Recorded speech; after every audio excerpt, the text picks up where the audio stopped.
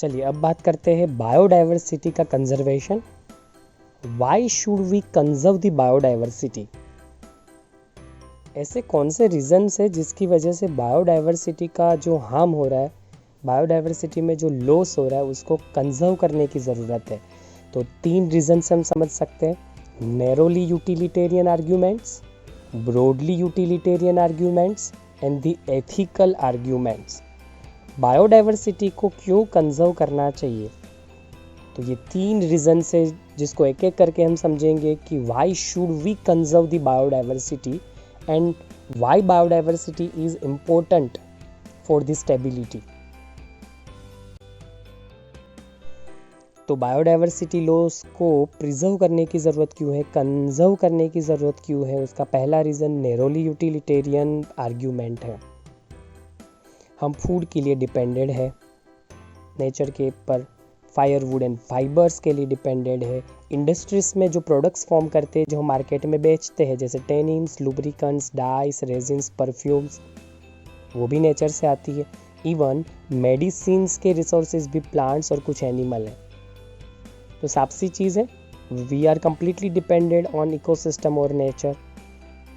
हम self sustainable नहीं हैं। ह्यूमंस अगर खुद को देखे तो वो सेल्फ सस्टेनेबल नहीं है, वो डिपेंडेड है इकोसिस्टम के ऊपर। तो डेफिनेटली इकोसिस्टम के सपोर्ट से हम इतना आगे बढ़ पा रहे हैं और कुछ कर पा रहे हैं।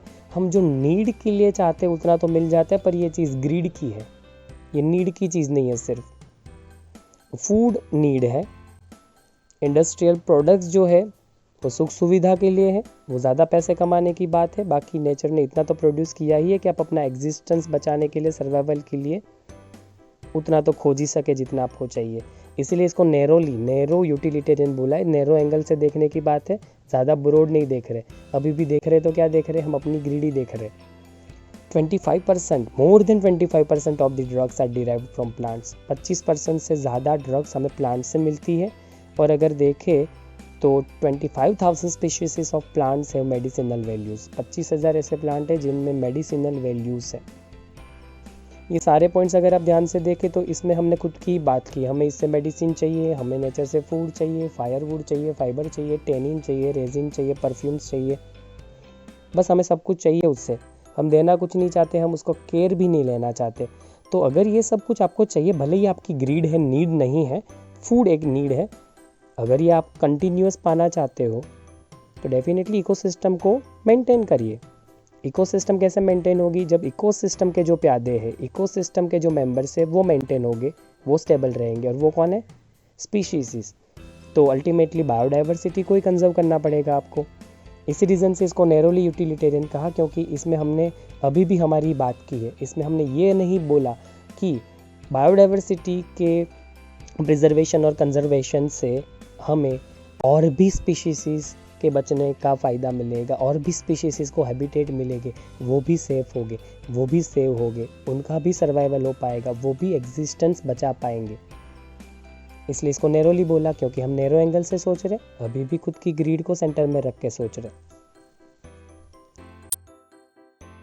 इकोसिस्टम से हमें क्या क्या बेनिफिट्स मिलते हैं, ये फिगर से हमें पता चल रहा है। फूड एंड फायरवुड हमें इकोसिस्टम से ही मिलता है। फाइबर्स एंड ड्रग्स इकोसिस्टम की देन है। टेनिन्स एंड लुब्रिकेंट्स जिनके रिसोर्सेज प्लांट है, और प्लांट्स बहुत ही इम्पोर्टेंट की रोल प्ले करते हैं इकोसिस्टम में, क्योंकि वही तो है प्रोड्यूसर्स। डाइस एंड रेजिन्स ये भी इकोसिस्टम से ही हमें मिलता है। ये जो अच्छी अच्छी खुशबू वाले परफ्यूम्स लगा के हम जो निकलते हैं ना रास्तों पे लोगों को इम्प्रेस करने के लिए, अपनी एक एटीट्यूड, अपनी एक पर्सनालिटी दिखाने के लिए, ये परफ्यूम्स भी इकोसिस्टम से ही मिलता है। इसके भी रिसोर्सेज मोस्टली प्लांट्स ही होते हैं।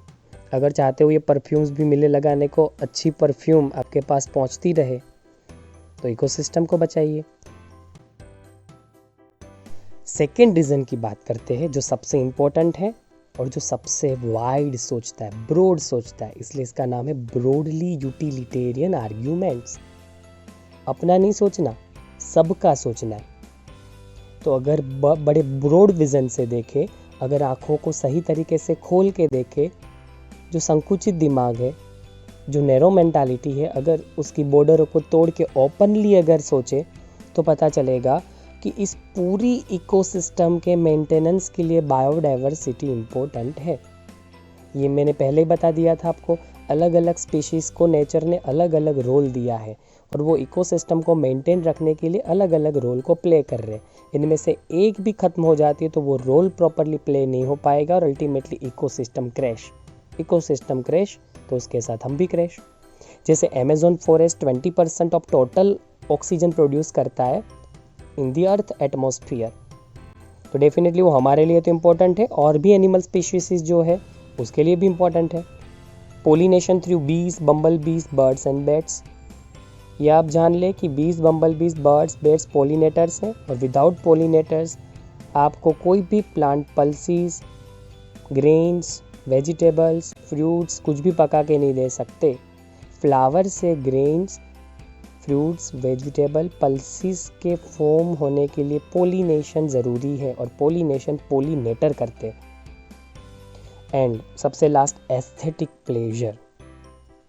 ये भी हमने देखा था, इस दुनिया में कोई भी चीज़ एक जैसी नहीं है, बहुत डिफरेंस दिखाती है, बहुत वेरिएशन शो करती है हर एक चीज़, हर एक ऑर्गेनिज्म। इसीलिए एक एस्थेटिक लुक मिलता है। फॉरेस्ट में हम इसलिए जाते हैं क्योंकि हम कुछ नया देखना चाहते हैं अपने रूटीन से। जू को इसलिए विजिट करते हैं क्योंकि हम अलग अलग एनिमल स्पीशीज़ को देखना चाहते हैं, जो एस्थेटिक रीज़न है।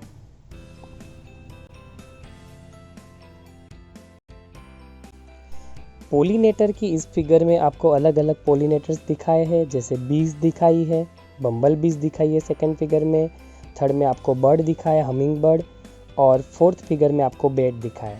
ये वो पोलिनेटर्स हैं जो फ्लावर में पोलिनेशन का काम करते हैं, और आप जानते हैं कि पोलिनेशन के बाद ही फ्लावर एम्ब्रियो फॉर्म करता है, जो सीड में कन्वर्ट होता है, और उससे फिर फ्रूट भी बनते हैं।